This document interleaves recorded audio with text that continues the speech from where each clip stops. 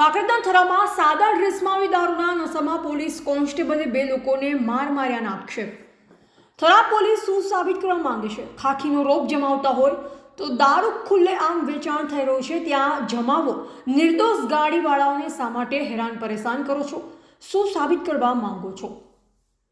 થરામાં ગાડી સાઈડમાં ઊભી રાખી મેડિકલ ઉપર દવા લેવા ગયેલ લક્ષ્મણભાઈ ઠાકોરને ગાડી કેમ રોડ પર ઊભી રાખી છે તેમ કહી પોલીસ કોન્સ્ટેબલે માર મારી ગાડીને નુકસાન કર્યાના આક્ષેપ।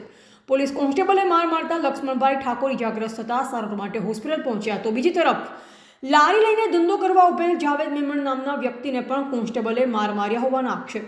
થરા પોલીસ મથકમાં ફરજ બજાવતા પોલીસ કોન્સ્ટેબલે શાંતિલાલ ઠાકોરે 2 લોકોને માર મારતા પોલીસ મથકે અપાઈ તેમના વિરુદ્ધ અરજી। થરા પોલીસે કોન્સ્ટેબલ વિરુદ્ધ લેખિત અરજી લઈ વધુ તપાસ હાથ ધરી। એવા જયંતિભાઈ ઠક્કર, સિહોરી, કાંકરેજ।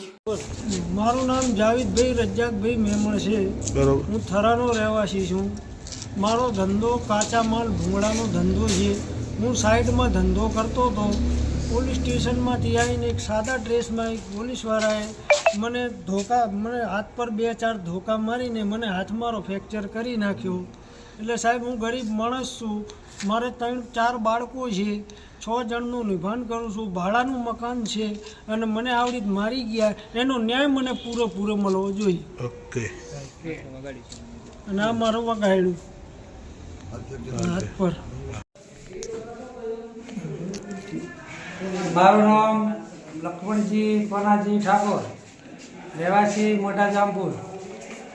અને હું બજારમાં આવેલો હતો દવાખાને, અને મેડિકલમાં દવા લેવા જો ગાડી સાઈડમાં કરી અને એક પોલીસવાળો આવ્યો સાદા ડ્રેસમાં, વગર પ્લેટે ગાડી લઈને ફૂલ દારૂ પીને। મને કે કેમ ગાડીમાં મેલી છે? હું દવા લેવા ગયો હતો મારા બીપીની। કે ગાડી હટાવી લે। હું હટાવી લઉં। ગાડી હટાવવા ગયો એટલે સીધો દેવા ધોકો માથે પડી ગયો।